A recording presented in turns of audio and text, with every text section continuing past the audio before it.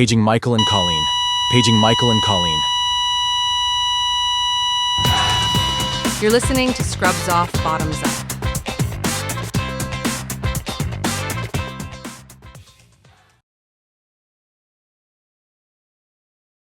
Hey everyone, welcome back to Scrubs Off, Bottoms Up. I'm Michael. And I'm Colleen. And welcome back to, what is this, episode 3 of season 2? Our new era. We have weights lifted off of our chest, and I'm back in like a little bit of a... What type of era are we going to be classifying this as? Whore era. Not we.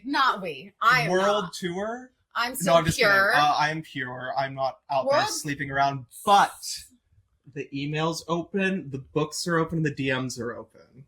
Colleen, and I will be answering. And Colleen's answering. Anyway, Colleen, how was your week? Pretty good. I worked all weekend. Love that. I feel like that's all I ever do is work. Because I feel like when we do film, it's when you're not working. Wait, yeah, that's actually crazy. I had a horrible weekend. Why is that? Work. Actually, I know exactly why, but can you give it to us like in a nutshell? Actually, let me tell you something good about my weekend. Okay, let's start out with positivity. One of my favorite patients finally woke up. Okay, amazing.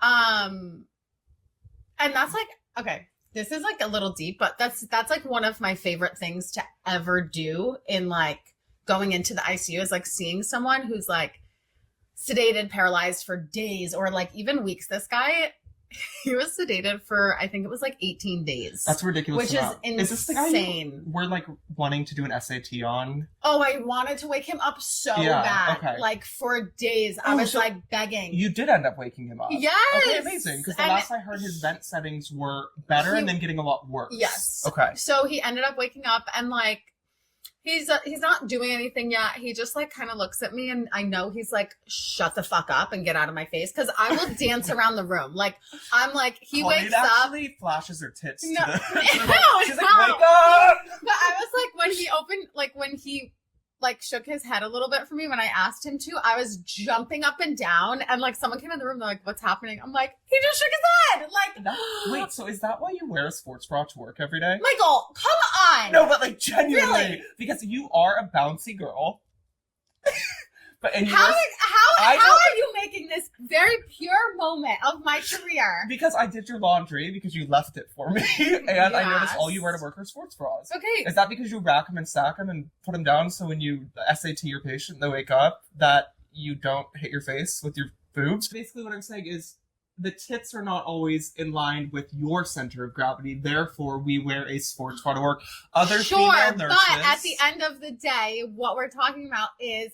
My patient shook his head yes that he heard me. He opened his mouth when I asked, and then he just kept rolling his eyes every time I kept going in the room because I would ask him, do you like music? Do you want me to play music for you? Because sometimes I'll put music on, like anything to like get him up and going. And I can guarantee you his first words when he decides to talk to me is going to be, shut up, Colleen. Shut the fuck up. Because last week, my other guy who... I remember you told the story, he got a speaking valve, which... Oh my God. I wasn't taking care of him, but I knew he was going to get it. So I went there. I'm like, he was like I'm on cloud 9.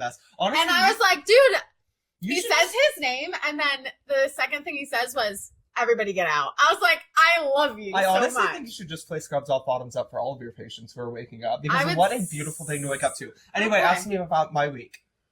So Michael, thank you for making my pure weekend to be not so pure. How was your week? My weekend was a shit show. It was actually great. So Noah is my nephew. He turned 4 years old. His one birthday wish was to have me come up and take him on a sushi date. I thought he wanted me to. He did, but you didn't show up. Ah! So the caveat to that is Noah actually lives in Alaska with my sister. And I had to fly to Alaska. I was delayed out of JFK on the way there. Ended up having to overnight in Seattle, which sucked, but I got to see a childhood friend.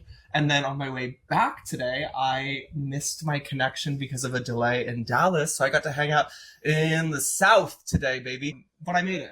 And I made it back to New York.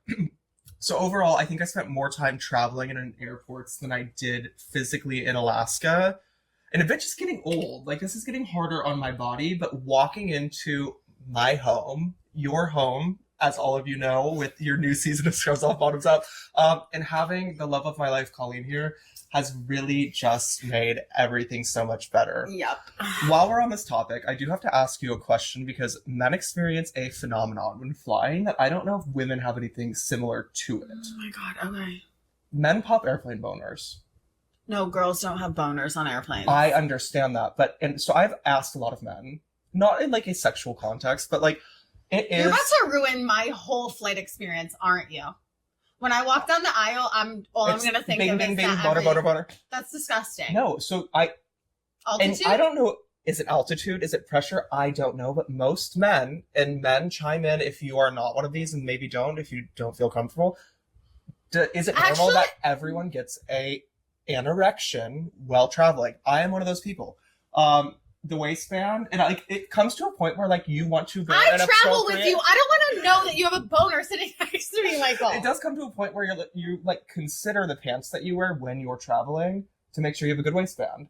Because I don't, and maybe you know the answer to this. I'm not sure. The waistband does decrease that episode. Flip it up, baby. Wait, now I'm thinking anatomy-wise, your waistband. If you flip up the erection into the waistband. Is it like a cutting off circulation? Babe, you're asking the wrong bitch. I don't know. You used to work bedside. I don't. So ask urology the next time they come by.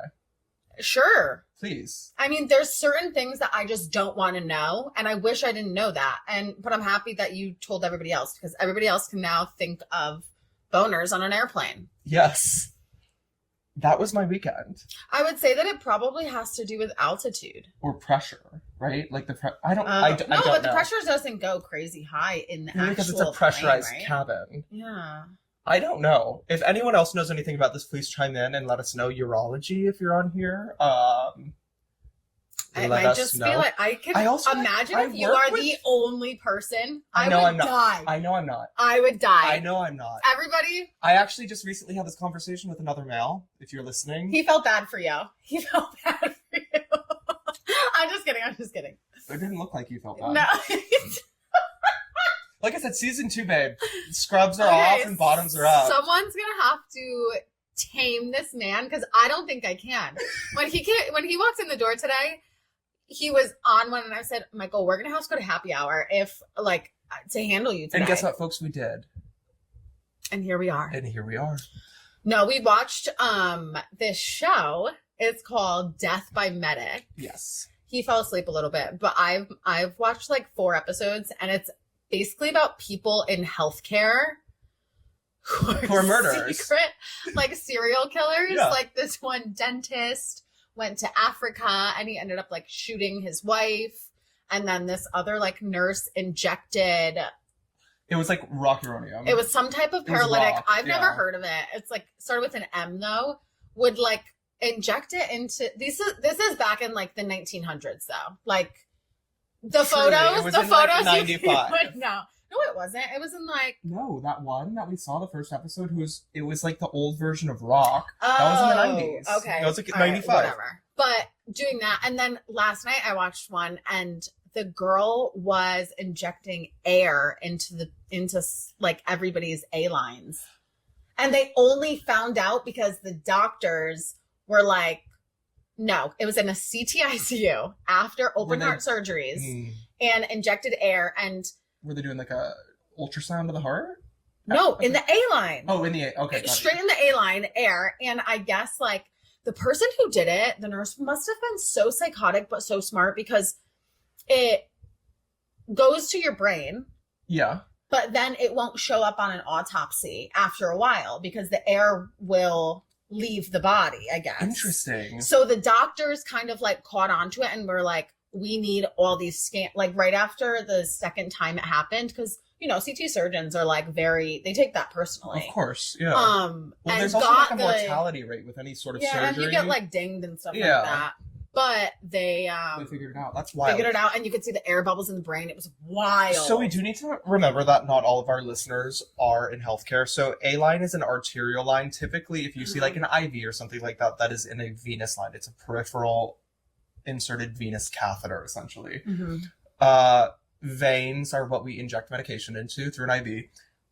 there's a common misconception, and I think it was from like one of the Scream movies years ago, that like if you inject air into a IV, like a peripheral IV into a vein, it will kill a patient. No. Let's debunk this myth that it genuinely takes at least I think we looked one tubing length, full, like IV tubing, one entire tubing length full of air, which is what, 20 to 30 cc's of air, to potentially cause harm to the patient. Yeah.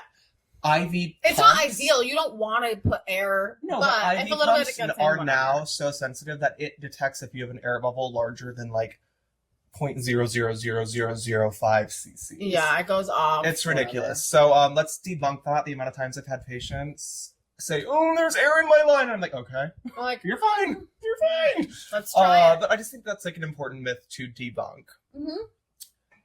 Thank you so much for that. Yeah. No, I agree. That is because it drives me nuts. Speaking of arterial lines, which again, for those of you who don't work in healthcare, arterial lines you primarily see in an ICU setting. And we use them to measure pressure, blood pressure. You had an experience recently with an arterial line and a coworker. And I know that there were some topics that we wanted to discuss about coworker competency and care for each other while being mutual healthcare workers. Yep. Are there any messages you'd like to send out?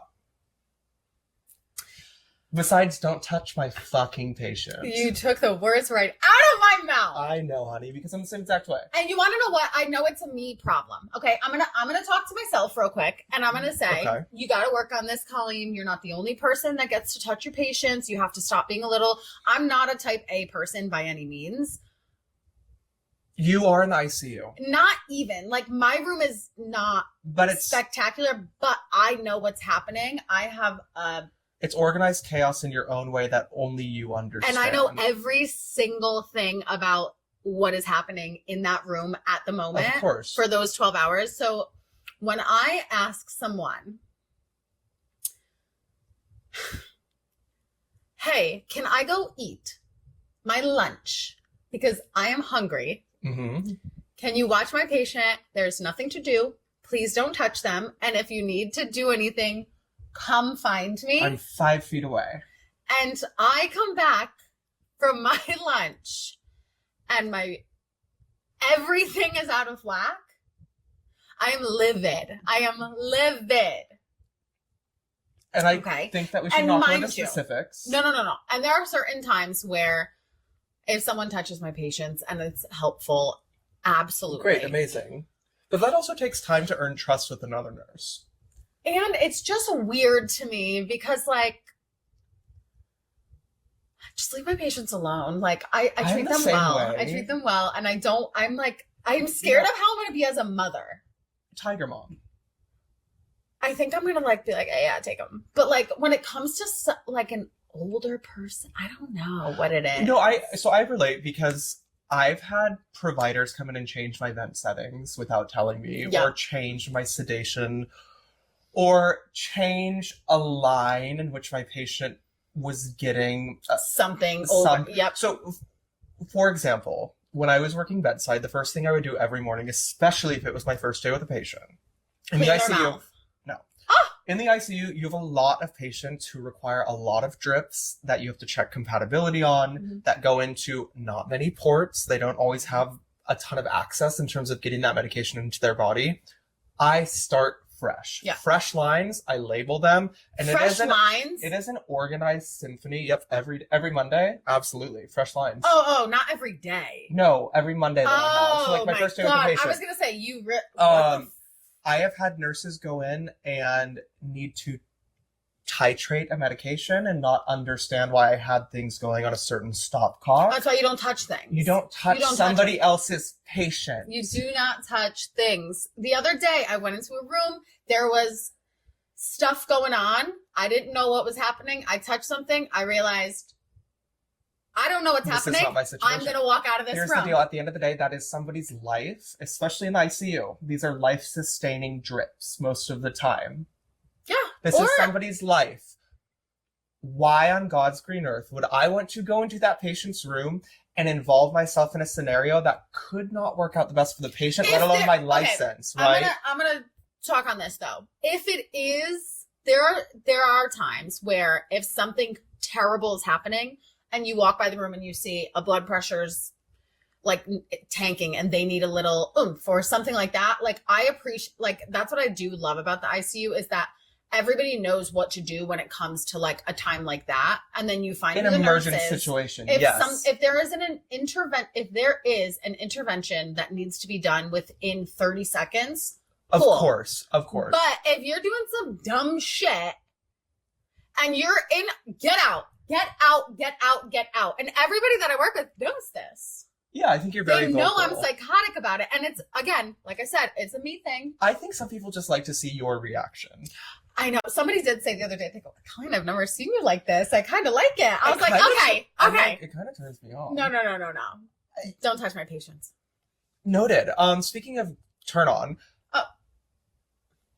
I was having this conversation with, I forget why it came up, but it was like with some of my sister's very good friends in Alaska. And it wasn't this trip, but it was a recent trip. And my sister reminded me of this funny conversation I had with them. Have you ever had your toes sucked on? Yes, by you. It is wildly erotic. And I am not a toe person. Like, I am not into feet. I actually really don't like feet. What about the toes and getting your toes sucked on is erotic? Genuinely. Okay. No, I'm going to think about this. To me, it is similar to, like, having your ears licked. Okay, let's talk. Hear me out. Okay. And like, no, this is going to be weird. New York City boys with, don't suck my toes, but you can lick my ear. I do clean my ears every day. So back to what I was saying. If you think about it, when you get your feet tickled, there must be some type of nerve. Like, what's the nerve plexus that runs down to, like, the toes? I don't know. I can argue this. No, but think about it. You can tickle someone's feet and they're like, yeah. So there must be some type of sensitive thing. Do you have any, like, oddly sensitive or, like, ticklish spots on your body? Like, my hips, for me, are, like, extremely sensitive. I don't. Really? But I also, like, I've never understood people who have sensitive nipples. My nipples are not sensitive. The most sensation that my nipples ever got were when I was, like, 18. Okay. I decided I wanted to get my nipples pierced. I fainted. I made it through one piercing. It pierced. When women get their nipples pierced, it typically takes place through the nipple because it projects off the areola a lot more than a male's nipple. Yeah. I don't have big nipples, so they pierced me, like, through my areola with a clamp. When I say I fainted so fucking hard, and it was the most painful experience. But, man, let me tell you, if you have small nipples and it's going to get pierced through the areola, you do need to consider that you will potentially need a nipple transplant later in life. I think I need one. Number one, it's even less sensitive. My nipples were not sensitive to begin with. I was hoping, like, oh, maybe I'll feel something. You fainted. It was painful, but not sensitive. It's like, people have, like, flicked my nipple. You know, some people, you could, like, flick their nipples and they're like, ooh, ticklish or whatever, or, like, arousing. Not me. Mine are not sensitive. I've never flicked anybody's nipple. Wait, really? I've never in my life. I don't know how to you're really vanilla. I don't know. But I would never, like, be out shopping with a girlfriend and be like, let me flick your nipple. Well, it's not necessarily something you do when you're out shopping.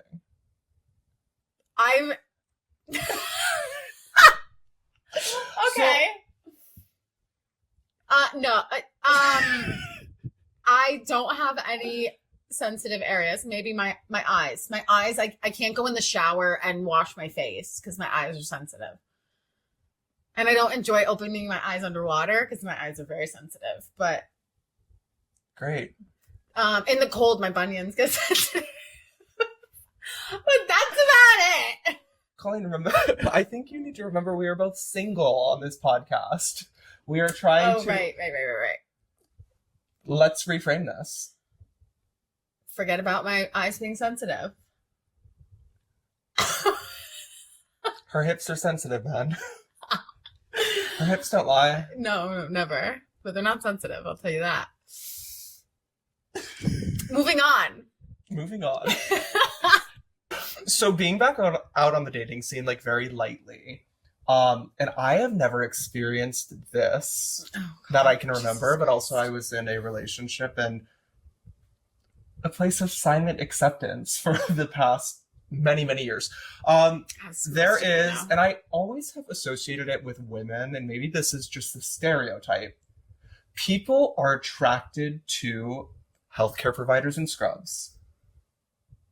Do you have this happen, like, when you're dating? Like, are people like, oh, that's so cute, that's so hot? I don't know. Like, first responders? Yeah, I mean, like, for me, I actually think... Like, what do we get? I was thinking about this. Like, I do think that somebody with, like, a trade, like, police officer, firefighter, doctor, whatever, like, hot. Love that. But I've never, like, put myself in that category, and now, like, that I'm back and on the market, people like a nurse in scrubs. Well, okay, they're like, that's let's hot. talk about that. So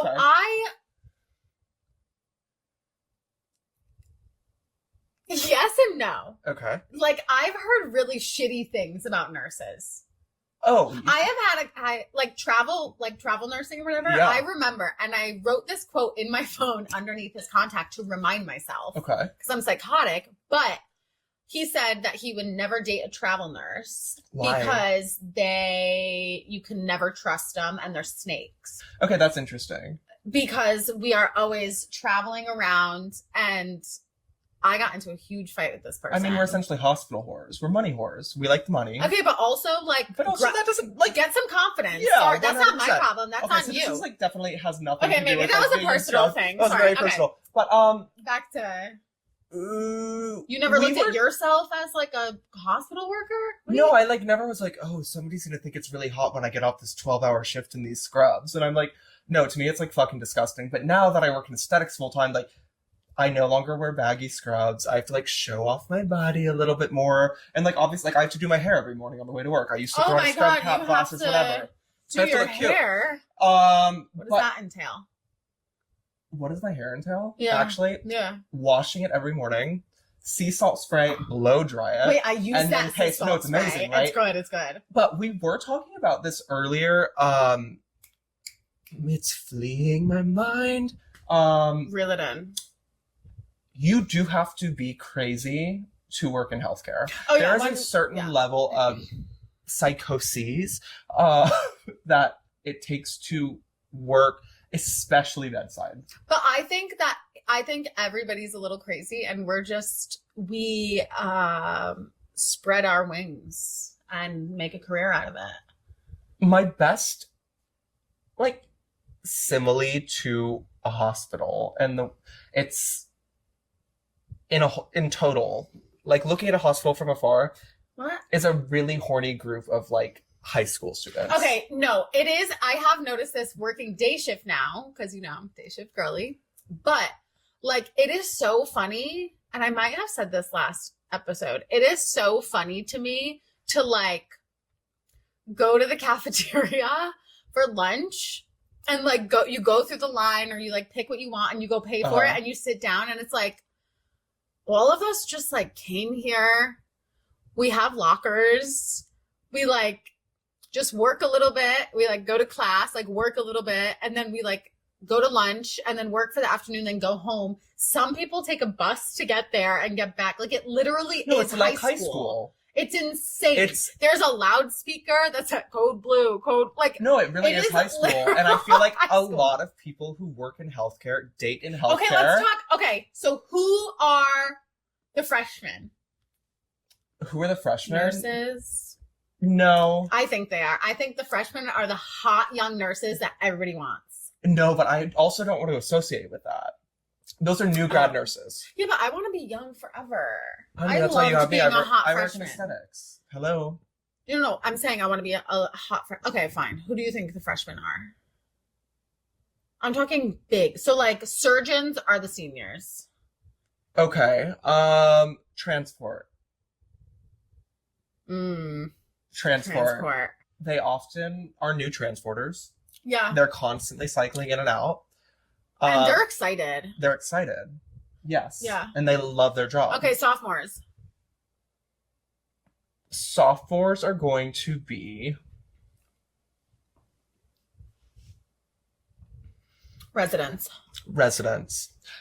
Specifically PGY 1 and 2s. PGY 1 and 2. Okay, juniors. Specialty nurses.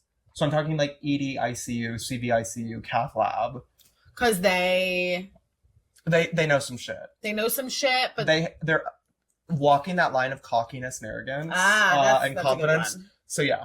And then top is going to be like your specialty fellows attendings, fellows, and surgeons.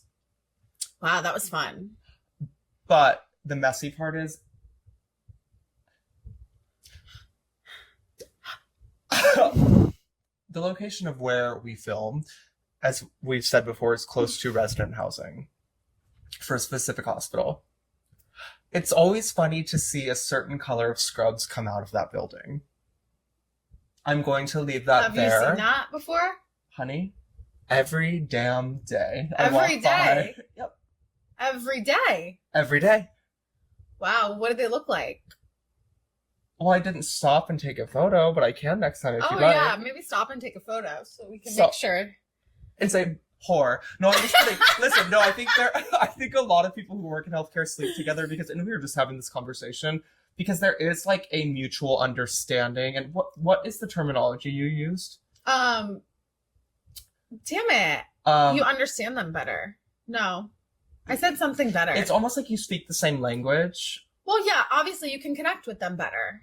Yeah, that's like why. I mean, I don't know what a marketing person does, and if they're sitting on their computer the whole day, I think you're doing nothing. 100%. And this is why we are doing what we're doing and moving forward with a very exciting project for you guys. So we'll leave it at that. But we should probably get this like verbiage down before we film episode 1. Okay.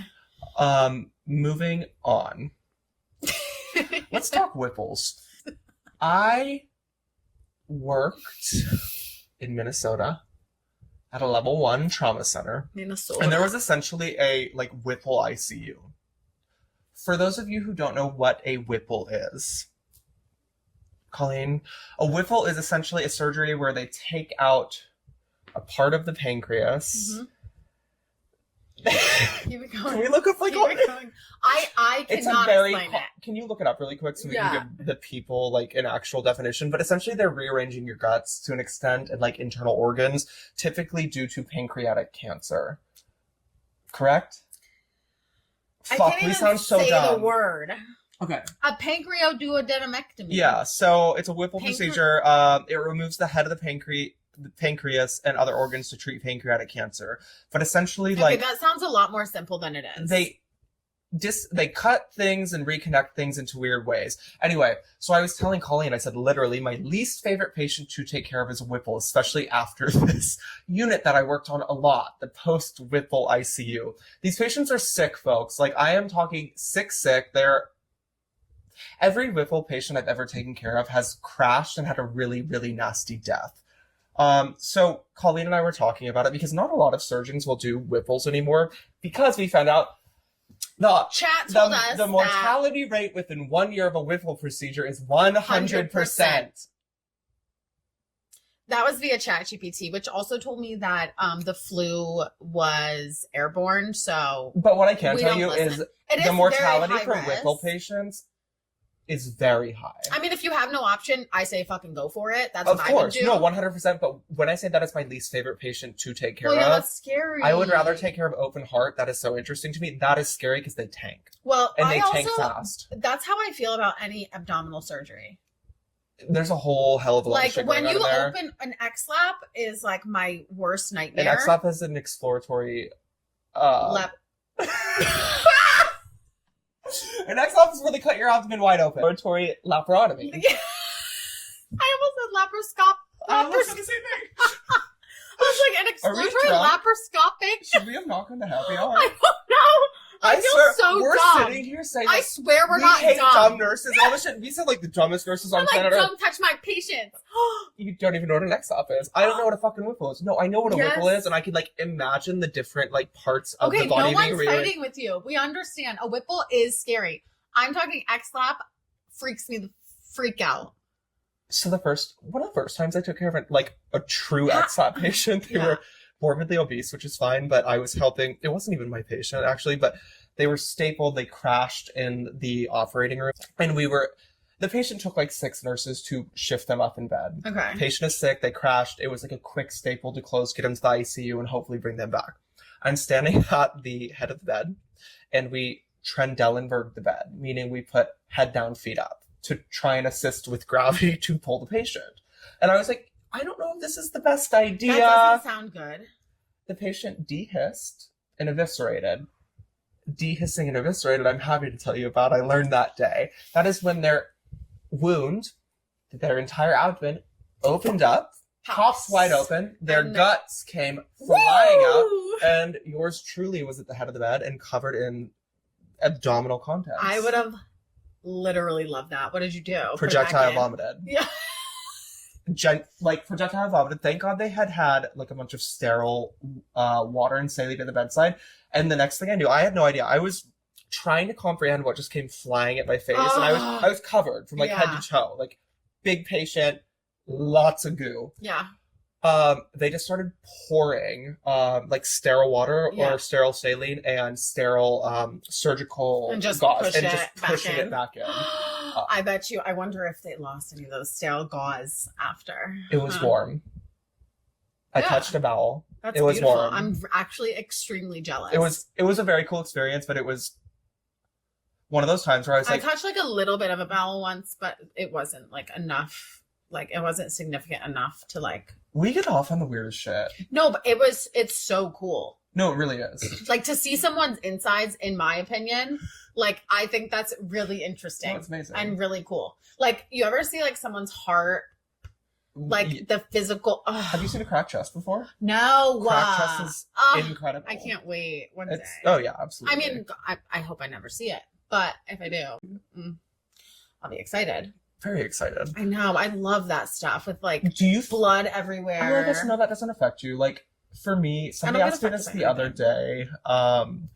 They said I don't eat cow, but that was like a decision I made forever ago, and I just like my body cannot process it anymore. But somebody was like, do you not eat game meat and organ meat because you have seen the insides of a lot of humans? And I said, no, I have no issue eating. I will literally coat a patient, be covered in blood, wash my hands, and go eat lunch. No, and literally, at the same time. I will be doing chest compressions, bring my coffee, and I'll take a sip. Like, please, like no. My brain doesn't comprehend it, to be honest. And this is. You have to be able to compartmentalize. No, it's not even that deep. It's even that deep. No, but I think for the person who finds this like to be so disgusting, like being able to explain, be like, you do compartmentalize because yes, they're a human, but it is so. Do you know what I'm trying to say? No, because I don't even think that far into it. But other people do who don't work in healthcare. Oh yeah, so they don't have to. Like you don't have to see the organs and shit. You know what I mean? I just don't associate it with shit. So like if you don't have to do it, don't do it. That's my theory in life. If you don't have to, don't. And this is the reason why I never put in female catheters. I could not find the urethra. So don't All do vaginas are different. It's not like a penis. If somebody else can do it, let them do it. Except touch my patients. I will not let anybody touch my patients. Don't fucking touch your patients. Okay? I was talking about the episode that we filmed last week about vaginal discharge. Okay. And somebody had asked me, and I forget who it was. If you're listening, please like call me out for being an asshole, not remembering. But they were like, have you ever seen the episode, like very early episode of the Kardashians where and this is like how unhinged reality TV was back in the day. I miss it. And it's like back when pre-nose job Chloe, everyone thought she was OJ Simpson's daughter at the time. Don't get me started. I love her. But Kim and Courtney had drank a bunch of like pineapple juice, and they had Chloe come over, and they each went to the bathroom and wiped their vagina and had Chloe blind sniff tested. Who won? What was it? Apparently Kim won. Or it was somebody that, I know who told me. I'm not going to release their information on here, but they're like, that's how unhinged reality TV was. It's like they were sniffing each other's vaginal like secretion. Okay. I like sort of love that. Everyone like loves to have one unhinged family member. Oh yeah, and you just I think that's me. I think it might be you and I both, and I think that's why we're in the position that we're in. But I think that people learn to love you for it. Yeah, you love us or hate us. One time, I did pull out the Wi-Fi cord at my grandfather's funeral because people weren't paying attention to my dead grandfather. At least you didn't pull your neighbor's vent. Ventilator? Yeah. You pulled your neighbor's ventilator? No, did you hear about that lady who was like in her 90s and her roommate, she was in like a shared room in a step down and she was really tired of hearing the vent go off, so she went and unplugged the other patient's vent and the patient died. Unhinged. That's actually jail. Fucking hinged. That made me laugh like very hard. I feel awful, but and how do you she was like in her 80s or 90s. Like backup? 80 and 90-year-old women are insane in the best way. They don't give a shit. They do not care. They are powered by Glucerna. They finger paint in their shit after 6 p.m. because they sundown. No, but they have seen so much shit. They don't care. They'll tell you you're ugly. I'm obsessed. I secretly love it. I think that's why you associate with older women so much, because you're like, I'm going to be you, babe. I actually love older men more than older women. Okay. Do you have a hunch as to why? I just think they're really funny. Okay. Why is that? Most of the time it's because they were in the military when the military was unhinged. When it was like you just took a gun and went running and you were like an 18-year-old boy, and they have like, one guy told me once that he actually hid behind a tree the whole time until the war was over. But he's like, but you know, great story. They tell me, no, he's like, I'm a Vietnam veteran, but I was too scared. I just hid behind a tree. You know how earlier we were talking about like fetishes of like nurse fetish, doctor fetish, military fetish. Military fetish. No, I do not. Dutch men and military men. But no, there is a toxicity that comes with military. Men. Been there, done that once, never again. I love them. No, they're great. I will take it. I won't take the new military. I'll take the old military. 90 and above. No. If you have access to our podcast and you're listening, Colleen's here for you, bitch. Special Forces is back. Love that show. My favorite show in the world. I think that you and I would not survive. You don't think I would survive? We couldn't do it together. No, I would just like Foxy's accent would kill me. So Special Forces is a reality TV show in which basically like reality stars get cast on it, and it's people from like Black Ops who like put you into these like they're Special Force. They're Navy SEALs or something. Like training scenarios of like having to be submerged underwater and wait 30 seconds and climb out of a plane, or these like crazy endurance tests. And you basically like watch these celebrities crumble. If you and I did it together, if they told me to drop down and give me 20, I'd be like, fuck you. No, I think we would make it through together. I think we wouldn't make it through apart. Well, I might make it through apart. I wouldn't. You wouldn't, no. You would kick my ass. But I think that we would make it through together. We should go on The Amazing Race. I don't know what it is. The Amazing Race? I never saw it. I think it's like you just like run around the world and find clues and like have to do things. That sounds fun, honestly. Hide and seek for adults. How about Millionaire Matchmaker? No. That lady is crazy. She scares me a bit. And it also gives like... She's giving Big Ange. She has a new show, I think. Really? I forgot. But she's single, so like I'm not trusting her. The Hunting Wives. I never saw that. Okay, well, never mind. All right, folks. Well, with that, we've been a little unhinged, a little off the rocker. I also am running off of like an 18-hour travel day after being stuck in Texas, and I didn't find a cowboy to take me away. Though I do look ridden hard and put away wet. If you couldn't tell, I am wearing a little bit of plaid. I don't know. I say it all the time. I know. And people take it as like a sexual thing, like, oh, ridden hard and put away wet. And I'm like, no, I look like shit. I look like I was hit by a semi. But I am wearing the Von Dutch hat because number one, Von Dutch shout out, please, would love a sponsor. But number two, I have a little bit of inspiration because I love country music and I was in Texas for far too long today. With that being said, I need to eat. I need to sleep. Are you making me dinner? Fuck no, we're ordering in. Okay. And we might have to go catch one more happy hour. What's that place? Because I fucking missed you. Okay, we'll go. All right, with that being said, scrubs off. Bottoms up. We'll see you next week, bitches.